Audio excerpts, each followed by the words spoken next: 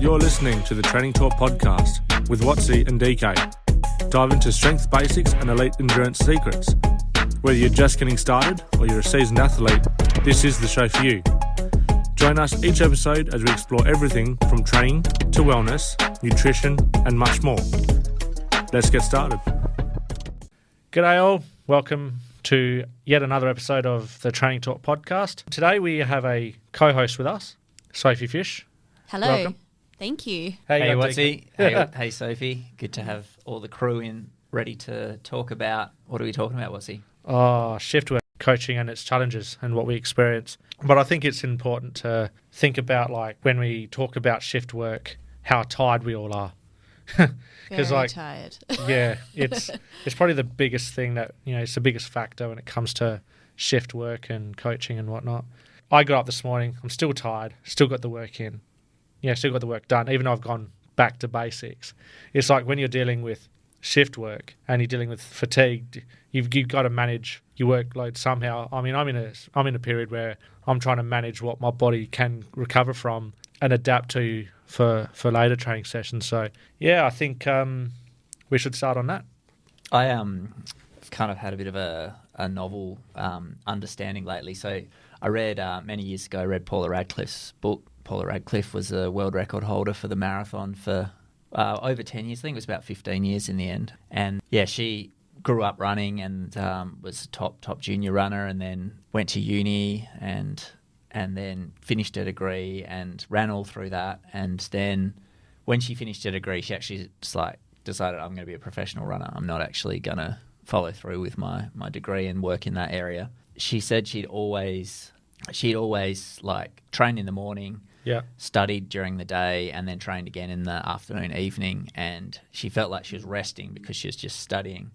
But when she actually finished her studies and was able to have daytime naps, she said it actually put in like a turbo boost into her training. She found that she improved quite a lot. So I reckon, sounds amazing. Yeah, I'm just going to encourage you, Watsy, especially in the FIFO scene. While you're at home, I know you can't obviously do it while you're at work, but while you're at home, I reckon, throwing in a nap after a training session's not a bad idea, especially if you're doing a double day. So you can, it's much better recovery than, even if you're just resting. Well, I'm just going to throw a twist on that. I followed someone on Instagram a while ago, and they said what you said, but more have a cup of coffee, have a nap for 20 minutes, and then that'll kind of turbocharge you for your next session or for the rest of the day.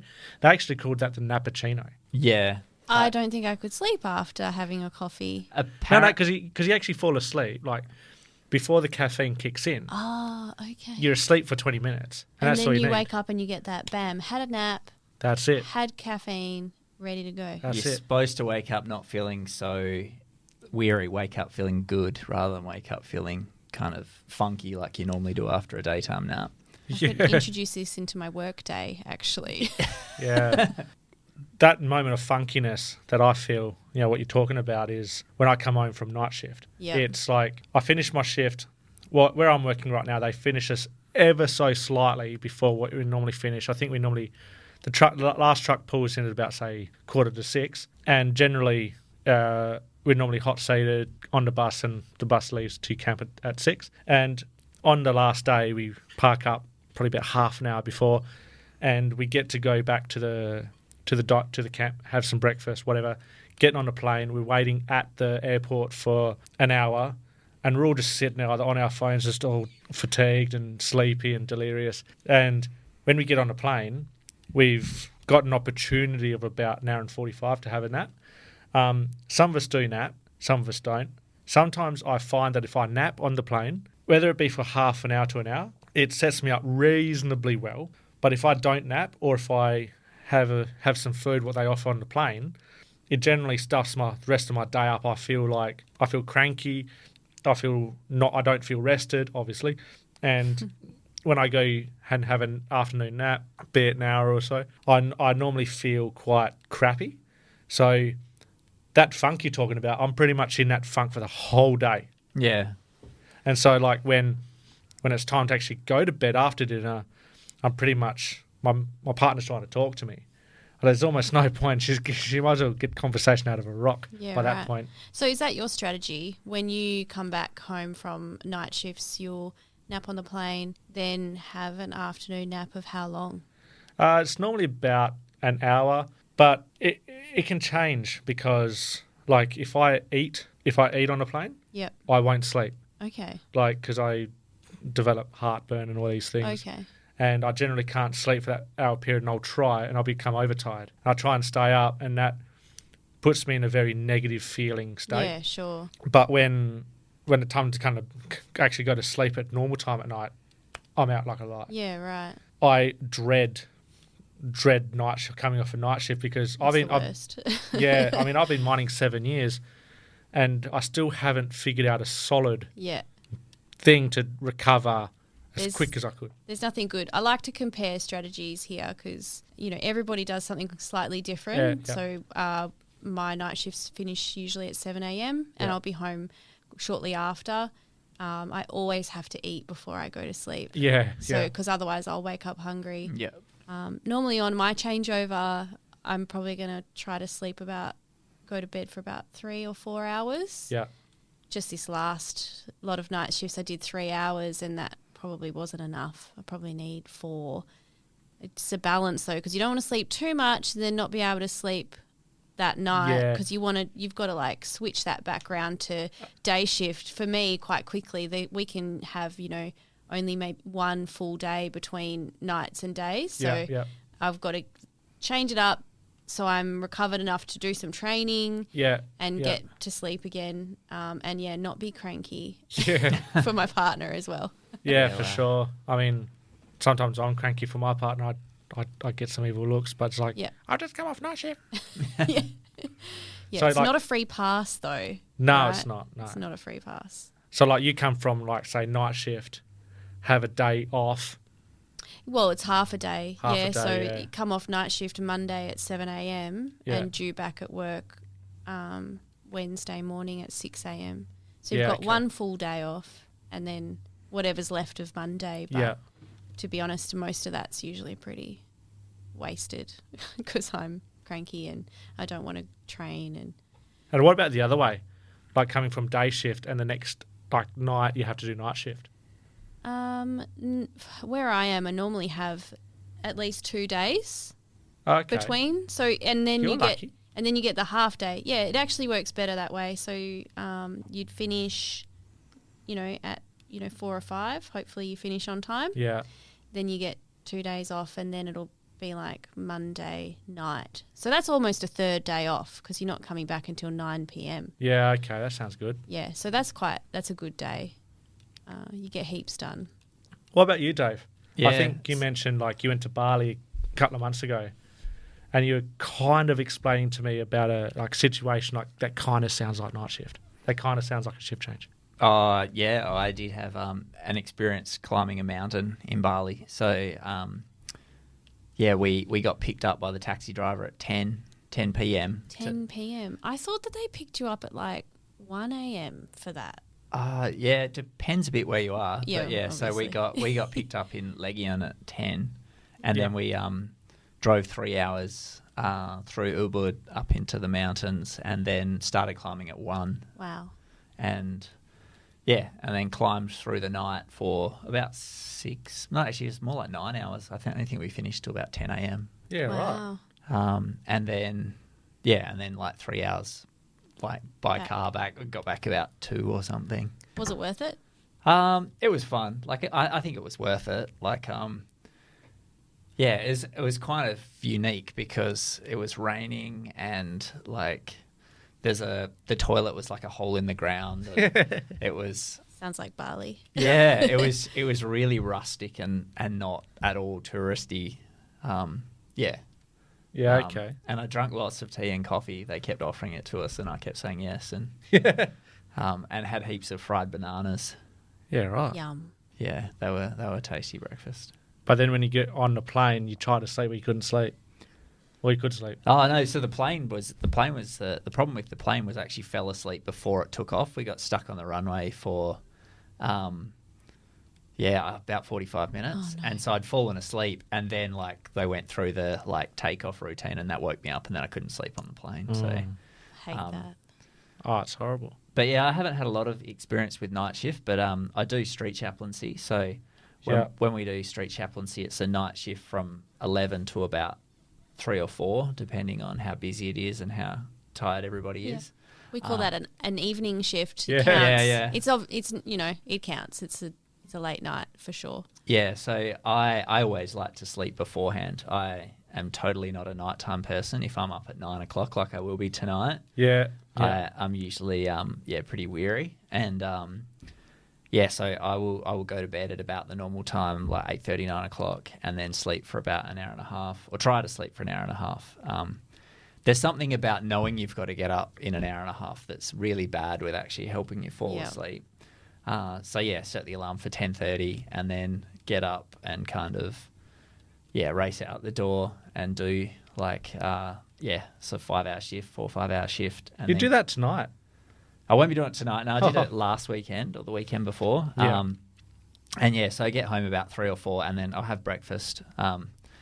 Even though it's way earlier than I normally eat, or maybe have probably a smaller breakfast, and then go to bed and sleep for as long as I can, which is usually to about 7. Yeah, right. And it's like you talk about that, setting your alarm, especially on day shifts, like because I live in Mandurah and my mate comes and picks me up. Sometimes my partner takes me, but I pretty much got to be up at about say 2:15 to 2:30, somewhere around that point, and we've pretty much got to be on the road by 2:45 and on our way to the airport. And so it's like we try and keep as much of a scheduled, usual bedtime as we can on, the first day before flight day. But that thing about, setting the alarm, you've got to wake up at 2:30 or 2:20, whatever it is, it's like your brain is like, it becomes like defensive. It's like, no, you're not going to bed because you're only going to be awake in 5 hours. Yeah, it's like sleep anxiety. Yeah. I start to get so worried about that alarm coming that I can't. Yeah. I'm so anxious about falling asleep, then you can't sleep anymore. But have you noticed, like, you wake up at like 2 o'clock or at, 10 minutes before your alarm and sometimes think, geez, I've had a great sleep here. But then there's other times where you'd go to bed at, say, 8:30 for argument's sake. You wake up at 9:30 thinking you've had a great sleep. Yeah. And it's like, It's only been an hour. It's only been an hour. And you do it again in the next hour. Then the next hour is like, and so by the time you actually alarm does come on, you're like, I really cannot be stuffed doing this. Yeah. And like you just drag your ass through the whole day. Yeah. It certainly is a challenge for sure. Yeah. And it's like, and when I do that, I get up at 2:20 off a generally, like I don't even like to even assume how much sleep I got. I'm like, did I get 4 hours? No, I probably only got 2 sometimes. But then it's like if you want to try and keep your routine, your training schedule, it's like I've got to be, like I think I'm going to be extra tired for this. So I get to go straight to bed, wake up at 2 the next morning, and sometimes I have that anxiety roll over again. I'm like, oh no. But sometimes I do get up at 2 feeling really fresh to start training on a Tuesday morning. Sometimes my body said, no, you're not doing this either because you need more sleep. And so I've got to listen to it. And this is like where we talk about, well, in my case, FIFO and shift work. We talk about Sophie and, the police work and whatnot and her shift patterns.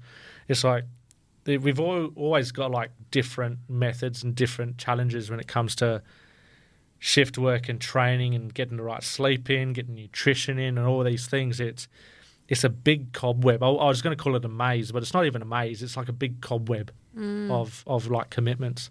Yep, commitments and competing. Like they all seem to be competing with each other at times, which, but I mean, for me, the priority is always that recovery and sleep. That's best for everyone too, my husband as well. Yeah. Yeah. Well, yeah, Belle doesn't like me doing street chaplaincy because she reckons I get grumpy. And because I know that she thinks I get grumpy, I try extra hard not to be grumpy. Yeah. She knows. Then it usually takes a few days to kick in. So usually Wednesday, like after a Saturday night shift, Wednesday's when I actually feel the worst. Yeah, right. Really? Yeah, it's a real delayed onset thing with me. Yeah, right, okay. Because sometimes, like, I'll be the exact same. Like, I'll be fatigued and unbeknownst to me, myself, I'll be grumpy, and Ashley will pick up on it, and she'll be like, "You're grumpy." I'm like, "No, I'm not." And she's like, "Yes, you are." I said, "Okay, maybe I am," because like sometimes I can't pick that up from myself. Like, it's very hard to, when you're in that fatigue state of mind, it's very hard to make accurate and informed judge decisions. Yeah, it's like telling a 5-year-old that they're tired when Yeah. they're tired. That's never a good idea. No, because then they'll fight I'm it. tired. Yeah.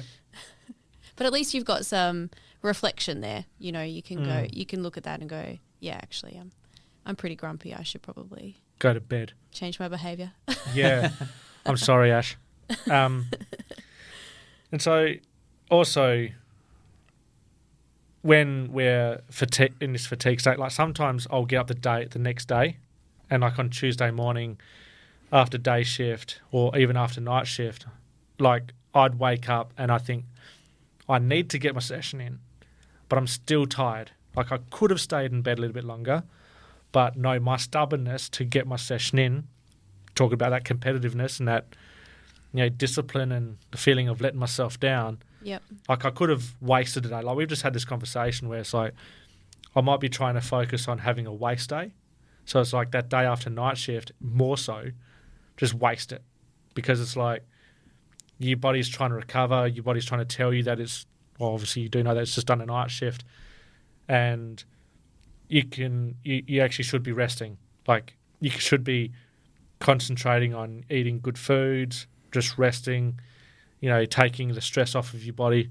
And but for day shift, it's not as bad, because I'll get through the door about, say, 8:30, 9 o'clock, and I'm normally in bed by 10. We're up at about 5:30, 6 o'clock, and I'm able to get into training without any form of fatigue. I still have a little bit of fatigue, but Yeah, not as yeah. much. Yeah, it's much easier to adjust, right, when you're coming off of the day shifts rather than the night shifts. Yeah, absolutely. Even being awake since 2 o'clock. I've found, with one of the guys I coach, he works on a mine up north, and he does 12-hour shifts, and we've implemented a strategy for him, which is having every third day off. So he'll have a 3-week shift of 12-hour days. Yeah, right. And he has a lot of time off after that, unless he does an extra shift. He's not losing any fitness training 2 out of 3 days for sure. Yeah. But yeah, doing 12-hour shifts on his feet. It's too much to train at the sort of level that he'd train at when he's on in days off. So Definitely. we've just come up with that strategy to just do 2 out of 3 days, every third day off, and then so we generally do a session, a recovery day, a rest day. That actually sounds pretty good. That's how we get through his shift, and then when he gets back to days off, he'll go back to training 6 days a week. So Yeah, right. Yeah, okay. What about yourself? Do you find anything that you're battling against in terms of this? That'd be nice if I could have such a good routine, but for me, the whole workout recovery type thing doesn't really work. I tend to just shove all of my workouts into the most convenient days to do them, and then have all of my recovery days together, probably whilst I'm at work. Yeah, okay. I just have to fit it in as much as I can. There's a lot less. I work on a 4-week rotating roster. Oh, okay, but, yeah. So for every 4 weeks it resets, but my shifts are it'll be 3-day shifts, 2 days off, 4 arvos, 2 days off. I think they call that a sportsman's roster, don't they? Do they? What does that mean? Oh, I've got a mate who works at down in a mine site down south, and he always calls that the sportsman's roster, where he's on a 3 days on, 2 nights off, 5 off, or something like that. And they call that, apparently it's a very weird setup roster. It's not like you have your 2-in-1s or your 3-in-1s or your week. It's just you don't really have enough time to settle into a specific pattern. Yeah, no, you've got to be a little bit more flexible, I think, rather than if you're working a week on week off pretty much roster. Yeah.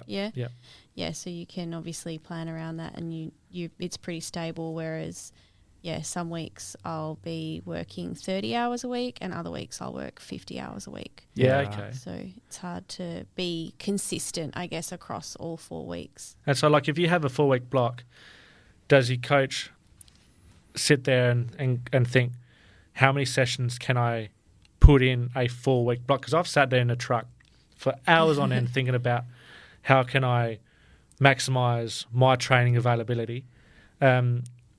Even talking to my previous coaches, thank you for dealing with me if you guys are listening.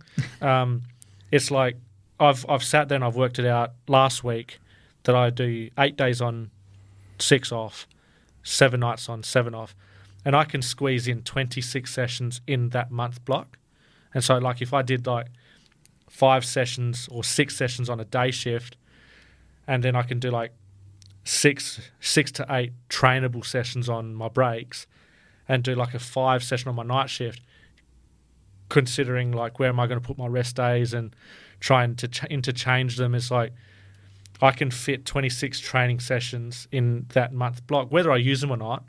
But it's like I can have 28 allocated training sessions over a 4-week period. That's a lot. I feel like you think about this a lot more than I do. I sit in a truck for 10 hours a day. Yeah. I don't get that much thinking time sometimes. Yeah, that's all right. Look, I try to do my 4 workouts a week, so this isn't running, and I try to fit them all in. If I drop one, I'll drop one. I wouldn't do. I think during prep I didn't drop any sessions, or if I did, it was very minimal. Recently, I've prioritized, recovery over anything else. You've got to go by feel, how you're feeling. Winter, I find, is a bit more difficult. I've picked up quite a few. I've picked up the flu twice. God. In a month. So I spent probably about 2 months recently not consistently training at all because of that sickness. I was just pretty much couch bound. I think we've all had that, eh? I mean, I was sick back in May, but I feel like I've actually avoided a couple of colds and flus by grabbing those naps when I've feel like I'm coming down with something, and I'm studying part-time and working part-time. So and generally I do my harder sessions on the weekend, so I can squeeze in a nap if I'm feeling like my kids are grown up now. So I can just be like, all right, I'm gonna have I never time it, but I'll never sleep more than an hour if I'm napping. But it's usually more like half an hour, or go to bed, read for a bit, and I'll be in bed for an hour, but I'll actually maybe sleep for half of that. Yeah, okay. There's a method that I heard about. It's called no sleep, deep rest. I don't know if you guys have heard of Andrew Huberman. Yes. Who hasn't heard of Hoobs? It's vaguely familiar. Maybe you should listen to him. It's pretty good. He helps manage everything to do with the body, like hormone levels, trying to get enough rest, trying to get enough sleep. He's a doctor. Yeah. Andrew Huberman, look him up. I think his podcast is called the Huberman Lab. Okay. Very knowledgeable, very informational. It's one of those things like when you got NSDR, no sleep, deep rest, you're not actually going to sleep. It's you're trying to put your body in a state of rest where it's just before sleep. Yeah, right. And it's not as good as sleep, but it's very effective at managing your stress levels, and if you're trying to deal with things. It's I need to learn how to do that myself, and again I can thank my partner for that, some of these things that she shows me. But I think I should have really taken that into consideration when I was working at one particular place a few years ago. That was a place where I was really hammering it as a powerlifter, and I would train off, say, 4.5 to 5 hours, or probably more close to, say, 4.5 hours of sleep, and get in there, and I'll be in a peaking block where I'd needed to get that training in, and if I didn't, I'd run the risk of missing a brick to in order to peak for a meet that I was training for at the time. And so we all talk about this analogy called the stress bucket. Like our life is this big bucket, and whatever happens, like external stresses, like, what we're doing now is a stress.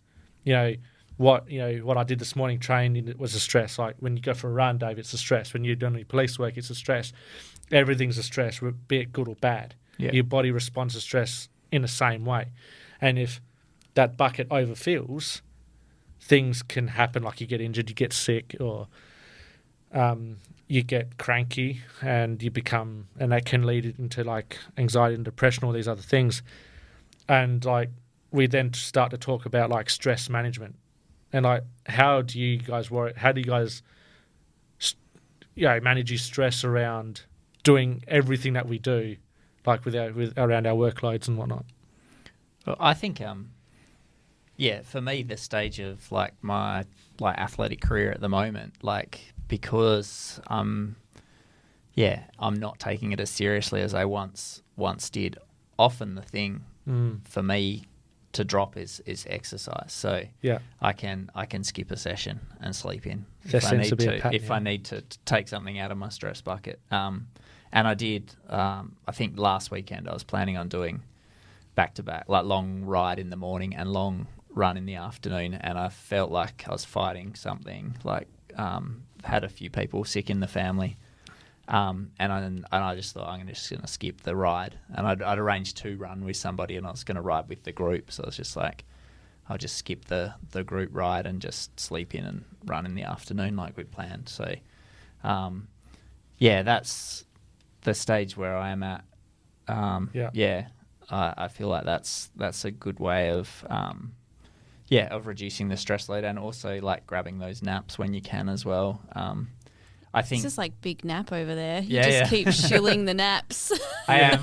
I'm special deal on naps this week, like 2 for 1. So I was going to say, for those of you guys who aren't watching YouTube, he's actually fast asleep right now, but for so good. Like I try and don't overdose on caffeine. So like I have 1 tea or coffee a day, usually only 1 strong coffee a week. And so if I'm trying to get through a stressful, difficult time, like I'll try and use the nap or close my eyes or whatever, just to have a rest where I can, rather than just, I think our society's kind of just dosing up on caffeine to get through everything that we've kind of signed up for. Dave's not a shift worker, as you can tell. No. I live on caffeine, unfortunately. I can see you shaking over there like me. Yep. Just had some before I got here. Yeah, I did too. Yeah. Oh, look, it's just a strategy, right, that you've got to use sometimes. I don't know about you, but the first night shift for me is always the worst. So I try and sleep as much as I can. But like you have naps before you go to your street chaplaincy. But I can't nap. You keep talking about these naps. I wish I had this superpower to nap. I'm not a napper. So the first night shift, I could be up for 24 hours before I get to bed. Really? Wow. Yeah. Well, because I'm going to be like I'm an early riser. So okay. I might sleep in till 7. That's a sleep in. Yeah. But if I'm still up if I get up at 6 and then I don't finish work till 7 the next day, that's a long day. That's it. And without caffeine, that's not happening. Yeah, for sure. Yeah. Well, I try and I don't shift change now. I kind of shift change. Like when I was working 2 and 1, you'd work your 7 days a day shift, and then you'll finish at 5:30 or whatever time it is on day shift. And then I would have dinner. I'd go out, have a couple of drinks or whatever it is with my crewmates, and I could be in bed by, say, 9, 10, and I'll sleep all the way through to about, say, 6:30, 7 o'clock, and I'll go have breakfast. And I have this innate ability where I can actually be asleep by 8:30 and sleep all the way through to, say, 1:30. Wow. So before I even do my first night of night shift, I've got a lot of sleep. You're banking extra sleep there. That's amazing. How do you do that? I force myself to, because I worked at a gold mine down south, and we was drive in, drive out, And so I think that's why I developed this habit that works for me. It's like I'll have a full night's sleep, and then I'll drive to work, and I'll be asleep by, say, 8:30, have 5 hours sleep before I get into the gym, do my training session, and I'll be ripe for night shift. And I generally find that I'd be dead by 2:30, 3 o'clock, because you know your body's trying to repair itself at that time, because that's like where you enter the most important part, most important cycle of your sleep pattern, around about that 3 o'clock area. And Isn't that like get up time, like 3 o'clock? yeah, but it kind of. But you know, when I'm on night shift, because I'd start in say 6 p.m. or 5:30 p.m. to go through to 6 a.m. And like when I'm sitting in a truck at 3:30, 4 o'clock, I'm needing a fatigue break, because that's what we get, fatigue breaks, so we can pull up. In the day? No, in the night. Okay. In the night. So we have our usual smoko at say like 10 or so, and then we'll have our lunch for half hour, and then at say 4 o'clock or whenever, we will have a fatigue break, which is part of the Departments of Mines and Regs. I should talk to my boss about these fatigue breaks. I think I said too much. I haven't had one either. Well, once again, ask the criminal to just like look, we're on fatigue break for 5. Yeah. Could you just stand over there for 15 minutes? We're just going to cuff you to this pole. We're not going to do that. Have a quick or get some coffee in. But I like, sometimes when I'm at work, especially on night shift, I like coffee strong enough to punch me in the mouth. But that's all right. Yeah. That's generally that's how I get through that. But I've found, funnily enough, that I've noticed a pattern myself. Like if I'm to get sick or injured, it generally happens after a week of day shift. But through night shift, after night shift, I'm generally fine. Yeah, right. But most times I get sick is after day shift, or while I'm doing day shift. Yeah. Is because I'm probably going to bed at 7:45, 8 o'clock, trying to get up for the gym at 2, 1:30, 2 o'clock. 2 o'clock. Oh, okay. Yeah. And so I'm not getting that important sleep when I need it on day shift. Yeah, right. So this is talking about that stress bucket. It's like if I feel like I'm getting sick, I'll drop a session. Yeah. I should really drop a session. You should. But I don't. I think you probably should. Yeah, if you need to. There's a really fine balance there. You know, I will interrogate myself sometimes, like, am I just being weak? Like, am I looking for an excuse to get out of this? Or is this really not that important? That's it. And you've got to interrogate that and figure that out on your own. You know, no one can answer that for you. So it's your body. Well, that's why, like, when I come across a coach, like, I've been involved with coaches for the last 4 years. And sometimes I'll tell them, I said, look, because I don't have coaches anymore. I'm trying to self-coach. And what I've found is not getting rid of a coach, I should say. That's not the right words.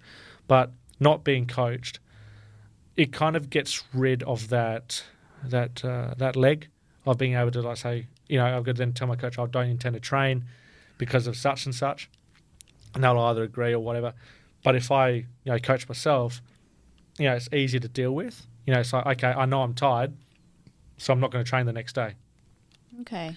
You're losing that level of accountability to a certain degree, but also then do you feel that your coaches haven't supported you when it came to listening to your body and prioritising recovery and rest? Or it's not so much that they haven't listened to me or supported me. I think, the coaches always do that, but it's more so being honest with myself. Yeah. Like, because if I tell my coach that I need rest, guaranteed they're going to say, okay, take a rest day. Yeah. Because they'll go into my program, they'll readjust it. It's more so being hard on myself. It's like, am I feeling, as weird as this might sound, do I support myself enough? Do I trust myself enough to have a rest day? And I guess sometimes I'll have that mental state. I was like, having that extra rest day, I might let myself down by not training. And so with the method, what I'm trying to do in the gym right now, like I've gone right back to basics. Like I'm implementing a 5x5 training plan. Oh, yep. So I strength train 3 times a week, and I try and get on a bike at least 2 times a week. and I'm gauging like where my body can recover and adapt. So right now my volume's sitting around about the 4,000 kilo mark per session. And so I'm just going to slightly bank it up and load it up a bit more and see where I start to break. And I can see where I start to not so much adapt, but then once I've got to that point, that's where I can sort of adjust things. So like, I feel like I don't need a coach now because I'm that focused on myself where like as everyone probably can tell, that I'm very analytical. I get right into the weeds even deeper about like how I organise my training, how I go about it, and like dealing with fatigue, dealing with sleep patterns and routines and stuff like that. I've been kind of forced into a position where I have to think about these things. Yeah, right. You do seem to think about it a lot. That's why I'm the opposite. I've always outsourced this. I like someone else to think about it. Oh, it's good to outsource it.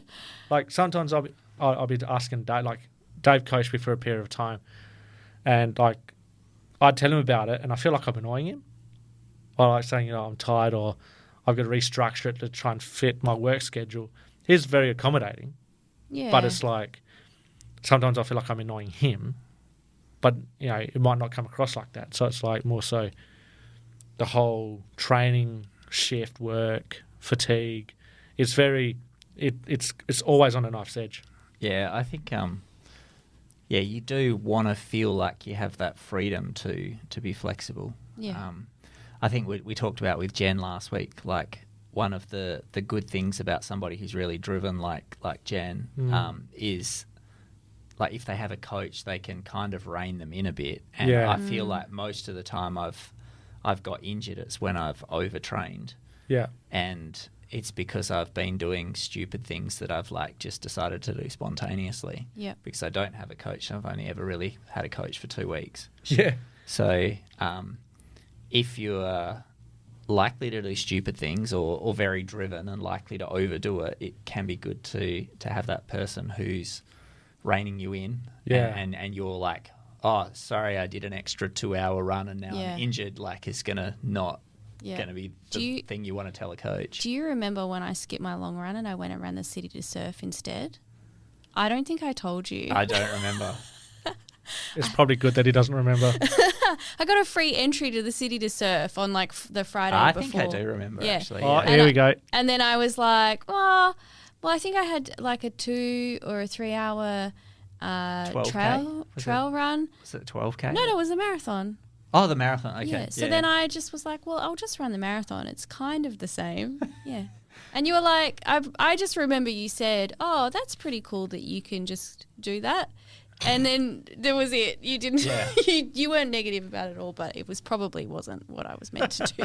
I think if you're like, you're kind of running that risk, aren't you, by doing like twice as much as you had on your schedule. Like, yeah. So if you get through, don't get injured, it's probably okay. But if you kind of overdo it and you do get injured, then that's when it's like not okay. Yeah, we made it through. It was fine, but you obviously can't do stuff like that all the time and get away with it. Yeah, and for me, like, it's been intensity, whereas because it was a marathon you hadn't trained for and you got a free entry, you probably weren't smashing it. You're probably running with friends or... Yep, I did. I ran with Tina and I did actually get a PB though, but that was easy because my PB was almost 6 hours. So anything was a PB. So, like, what do you, like, as coaches, what are you most proud of? Like, if they do, like, for example, as a powerlifter, specifically talk, that if you go for a 1 rep max and you hit it, or you run a marathon and you hit a personal best,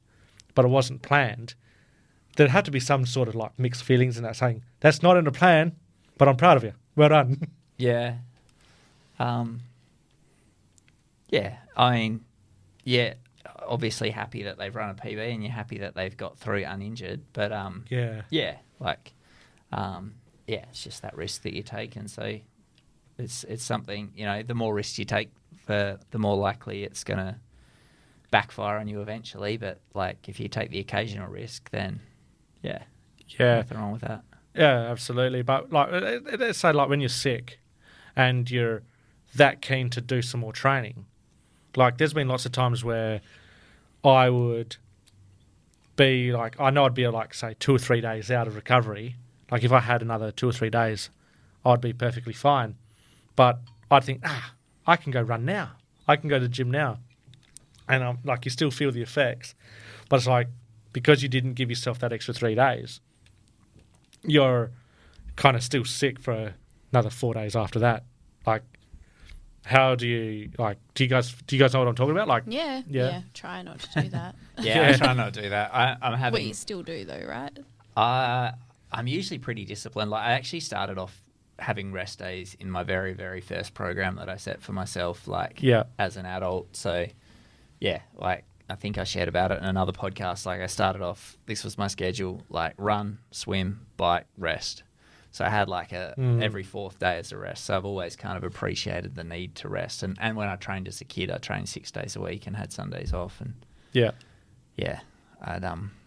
was a bit mad. I was like a crazy 11-year-old that wanted to run the Olympic marathon and was running 90K a week. I was listening to that and I was like, he's saying that he would have rest days, but I remember listening and he said he would run 7Ks in the morning.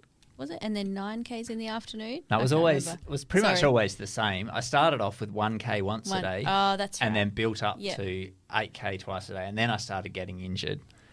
Rest days are for the weak. No. I think the main reason I got injured wasn't really mileage. It was because like my dad was worried about me getting run over. So I lived in the country. So I'd be running on this massive cambered gravel road. Yeah. I think if I'd just run on the middle of the road like I do now, I don't think I would have had any troubles. Yeah. Yeah. Running on those cambers is terrible. But yeah, like running 80, 90K a week as like an 11-year-old on a massive camber is not great for you. No, absolutely not. No. And I'm probably always on the same side, probably always on the right side facing traffic, even though like only 2 cars came past a day. So, and you hear them coming for about a K as well. Yeah. Hear that road noise happening. Yeah.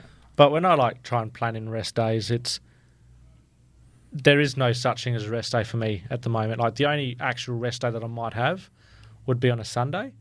Like at home, I'm spending time with my partner.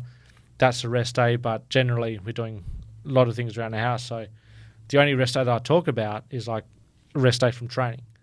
But the other rest day that I have is on flight days, which are Mondays at the moment.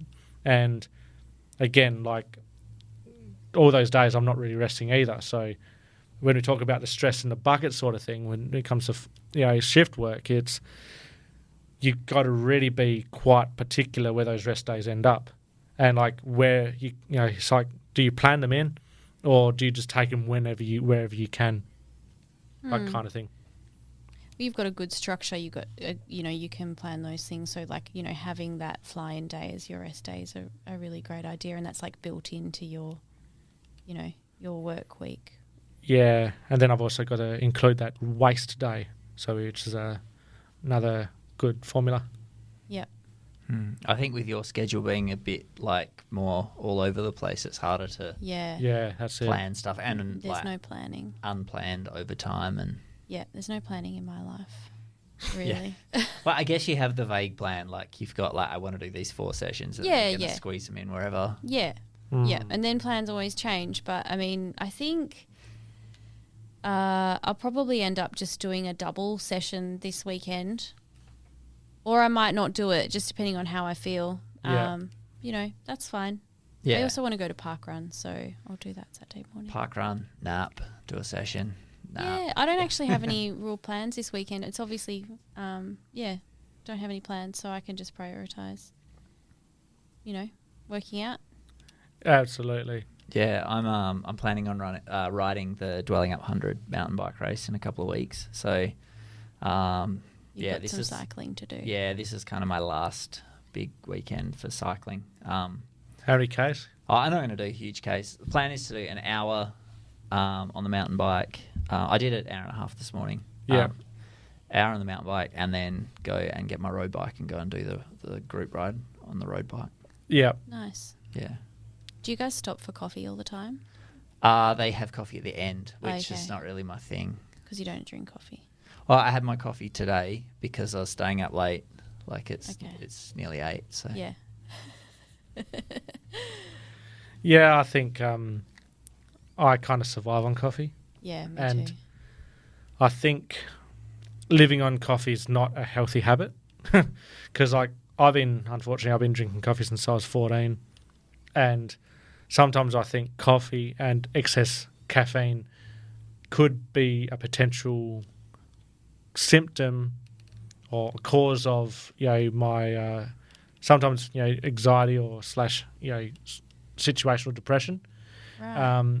That working with again shift work and everything else that we've spoke about, it can compile massively on mental health, because there was a couple of times over the last few swings that I've lost my mental edge. Like I've just let everything just go by the wayside because I don't exactly know what's caused it, but it could be a mix of everything that I do, and I try and sort that out as best as I can. And with the tools that we've got, with the strategies that we have, be it training, caffeine, sleep, recovery, and all these other things, it's like we talk about sleep and all these other things. It's like, but if you work shift work, mental health is another big factor. But I think it's also an unspoken factor that we've all got to think about being shift workers.